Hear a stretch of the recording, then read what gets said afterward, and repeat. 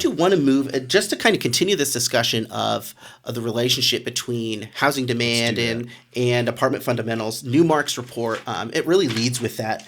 And I've been referencing it enough. I figured we could just dive in. A lot of great graphs that show the relative strength and maybe some of the weaknesses, I think, in the for sale home market.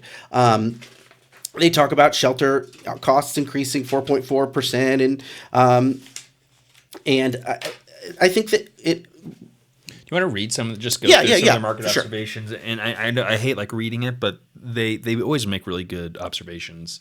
I'll paraphrase.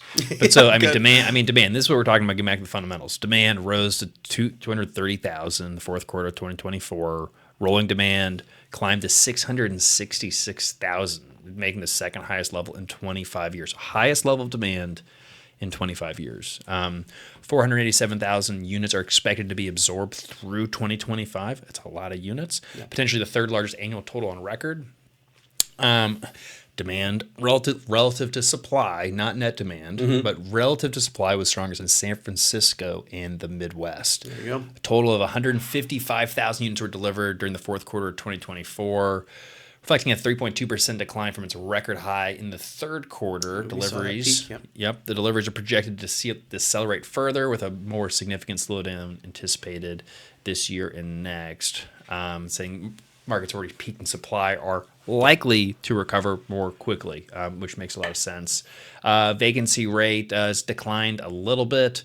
Sales volume totaled $45.5 billion in the fourth quarter, representing a 64% increase year over year. So again, that's base effect. It's still relatively low volumes, but doing much better than we did in 23. Despite subdued overall deal activity, large portfolio and entity level transactions emerged throughout the year. Multifamily remains the top capital recipient in U.S. commercial real estate, comprising 34% of the trades. Here's Matt. We've been covering this a lot. Approximately $770 billion in multifamily loans are set to mature between this year and 27. Banks hold 24% of that debt maturing from 25 to 2033, but 42% of the near-term maturities from 2025 to 27. Debt fund maturities are front-loaded, accounting for 21% in near-term versus 12% overall. GSEs, which is agencies, Fannie and Freddie, they're pretty much backloaded because they're longer-term debts. This, I think, could, the loan maturities, still, that's the strongest candidate for a catalyst for some sales volume and some really any kind of major capital market activity near the end of the year. Fund vehicles targeting the U.S. or North American commercial real estate launched between 22 and 24 have accumulated $274 billion in assets under management, of which 78 billion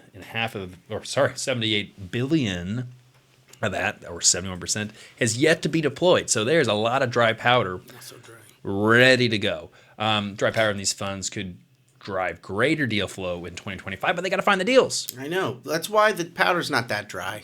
I think I made this joke before, put it in the notes for previous weeks. It's like it seems like we're always facing a huge record amount of dry powder, and dry powder's waiting for this perfect deal. It's like, geez, can I get anything to spark this activity? No, it's because powder's wet. It's not so dry. Yeah, it's moist. It's like I'm trying to think of another good analogy. I don't have one. As of the fourth quarter, the average 30-year fixed mortgage rate in the United States was 69.8% higher than the effective interest rate on outstanding mortgage debt. This significant spread dampens the likelihood of a large recovery in home sales until the gap narrows. Existing home sales drop to just 4.1 million units in 2024, so it's cheaper to rent than to buy. Whew. Matt, strategy recommendations. Yeah, well, that's what their kind of takeaway is for the big first part of this is home buyers not active.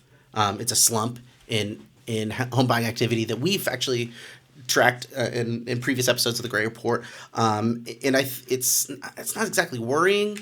It's not an emergency yet, but it is a little bit like I don't like to see it. I don't think that the loss, that single-family home sales' loss is apartment rents gain. I don't think it works like that. So we'll have to see how the relationship works out. I think you're 90% of the time that's correct. I think it begs the question though of like, is in like an extreme example of extreme unaffordability, it's crossed that threshold. And the Real Page article fills in the blanks. I think a little bit better than this, but they use a lot of the same terminology. The rent to income versus rent versus like home buying cost to income.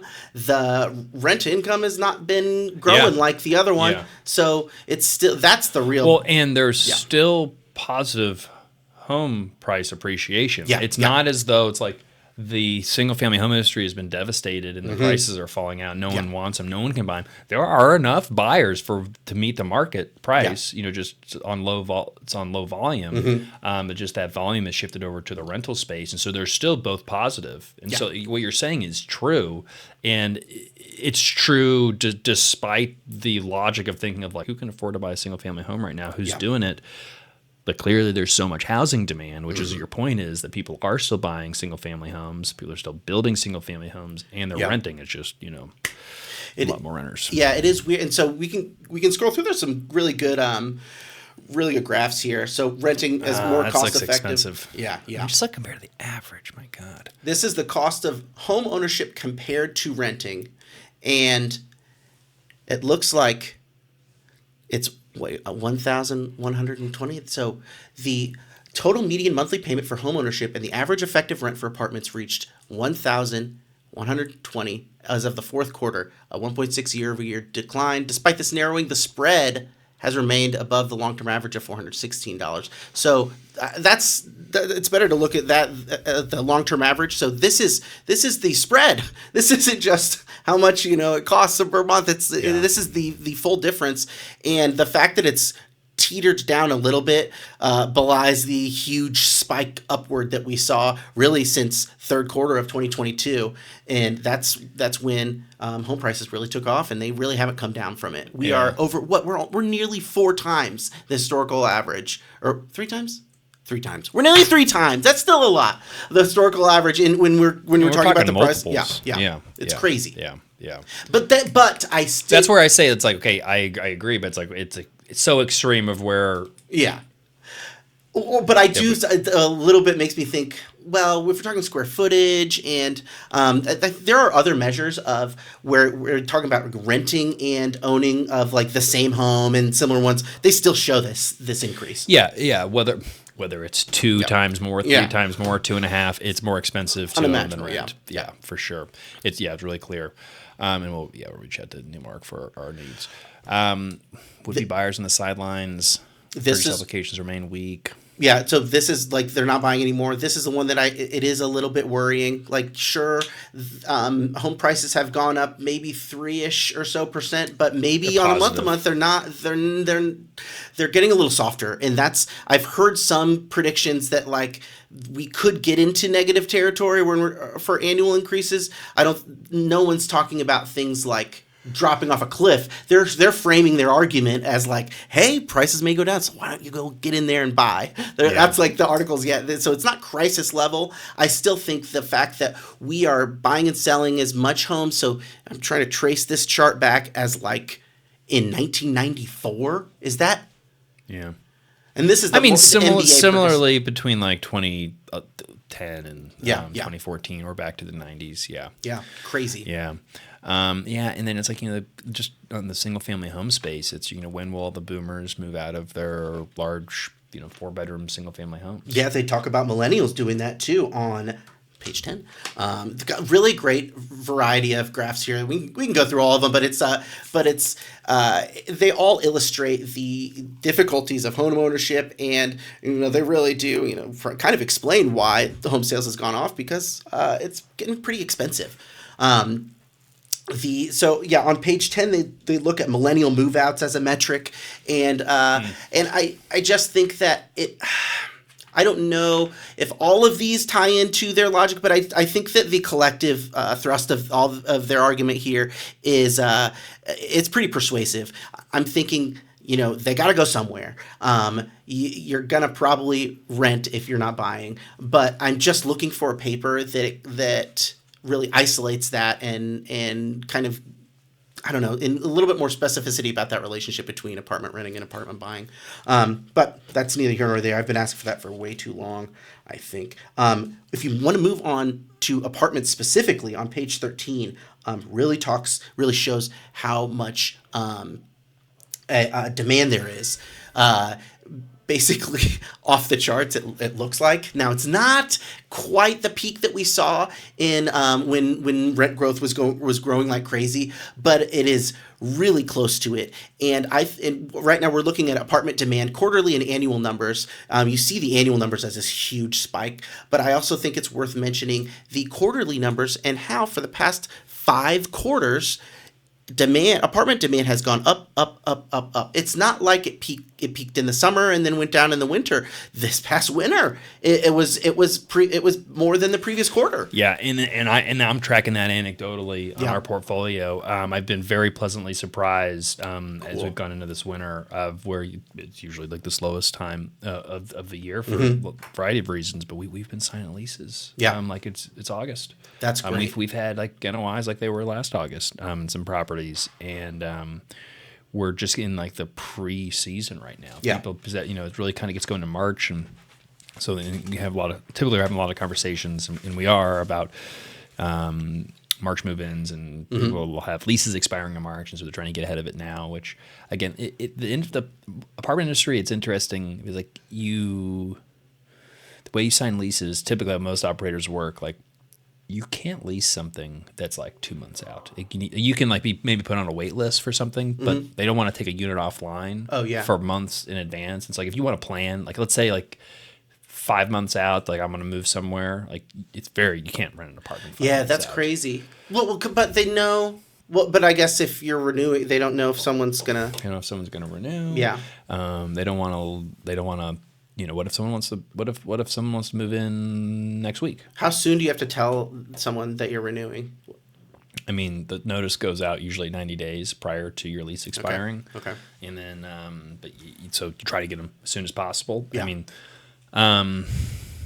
there's typically, and if you've got someone wanting to move into that unit, it is, and that explains it. But like it's so much of a fluid market for renters, and and for landlords too. And you kind of watch things day to day. It's crazy how much things change.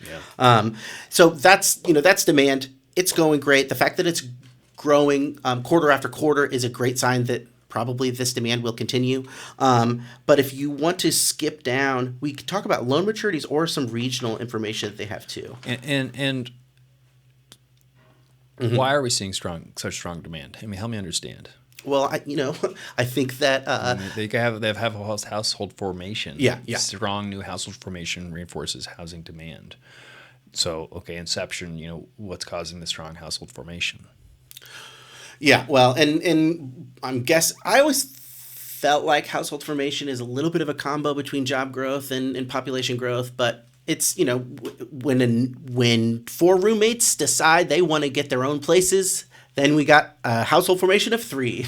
That's kind of more or less. It's like when you're in that position where you're able to form a new household, and that's. And so they're saying up here one. I don't think this is it, but like the millennial move outs, which like we all know people who've like lived with their parents until recently, and I mean surprisingly like 18% of millennials, probably all men, were living at home. Not all men, but I'm just saying. Not all men. In 2020, 18%, a fifth of all able-bodied millennial men were people who were living at home with their parents, not roommates, but with their parents, and that's down to 16%. So what they're basically saying is these guys are slowly getting a job or moving out of the basement. Well, maybe they already had a job, but I mean, like it's just like an anecdotal detail. I don't think there's anything that can stand on that. But no, I know, but there's, I mean, but that's a lot of people. Yeah,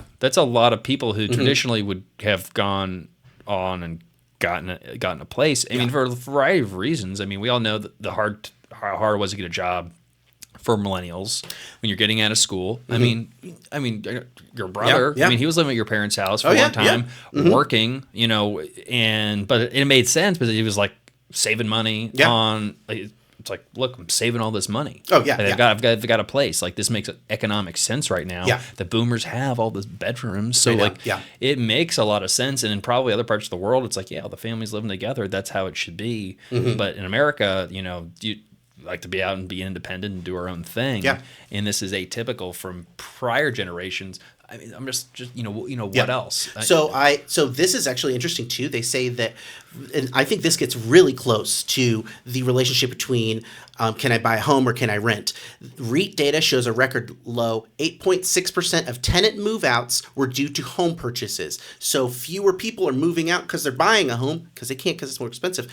So maybe high home prices serve to kind of keep people renters, and maybe instead of like, it's not like you face a decision, do I buy or do I rent? It's like an ongoing thing that Well, and that's really positive for A-class developments because one of the primary reasons why we have move-outs or the reason for when we ask, hey, why are you moving out? Yeah. And A-class properties, one of the most common reasons is buying a home. Yeah. You don't see that in workforce housing nearly as much, but it's very common, buying a home. It could even be 50%. So this number basically is cut in half from 16% of move-outs to buy to 8.6. That's a lot of folks that are staying in those A-class apartments longer. Yeah. So these are all positive, and it may very well be, kind of connecting the dots between what's happening in with high home purchasing prices and rental demand. But regardless of all of that, it is undeniable that we have high rental demand. I do think that there are maybe demographic things. Maybe it's, wherever millennials are moving or Gen Z's growing or, it's a combination of job growth, of demographic growth and demographic trends and, and home prices. There's basic supply and demand, I think. So that's overly general, but still, they're writing Wall Street journals about it. So I feel like I can touch on that. Yeah. Why not? Yeah. Anything else on this report? It's a great report, So we can skip to page. And I just say, if you want to get these reports delivered right to your inbox, capitalllc.com/newsletter. We've got a bi-weekly newsletter that basically aggregates all the most important data in the multifamily industry. It's like the best multifamily newsletter on the market right now. Oh yeah. So, what else on this new market report? I want to skip all the way to page 32 here. This is a 58-page report, and we don't have to look at this. Any of these scatter plots. There's some great scatter. Great scatter plots of different markets. Similar, upshot of this is some coastal markets are doing good. Midwest is doing great. So let's just put a pin in that. But on page 32, they talk about loan maturities and upcoming maturities heavily exposed to bubble era loans. This is the story that we were saying. I haven't heard bubble yet. It's the first time I've seen bubble in a publication. Yeah. But it kind of felt like it. When everyone was super active, we were like, can this last? Yeah, 100%. Like those weird YouTube videos of people like blowing up the balloon. We felt that. All peaks are observed bubble activity. I mean, we'll close in 30 days, no due diligence, millions of hard money day one without ever taking a look at the property, just the opportunity to win it. And because we're going to forecast 20% rent growth for 3 years, we're going to buy in a floating rate bridge. Yeah, there was definitely seemed like a bubble at the time. Yeah. Oh, that's why we didn't buy that many properties during that time. Yeah. I slowed our roll. Yeah. Well, wonder why we aren't issuing capital calls, man. But if we did, that would have been an exciting 2 years. Wouldn't it? We would have felt so happy for those 2 years. But be a little bit of a hard truth. Fortunately, cooler heads prevailed. So, talking about maturities, we're talking about the high spirits and maybe the low spirits now. I do want to mention in 2023 there was we saw a on paper there was a bunch of CMBS loan maturities and by extension larger amount of these bridge loan maturities that were coming due in October 2023, and that passed. It was like no, because the can got kicked down the road. Yeah,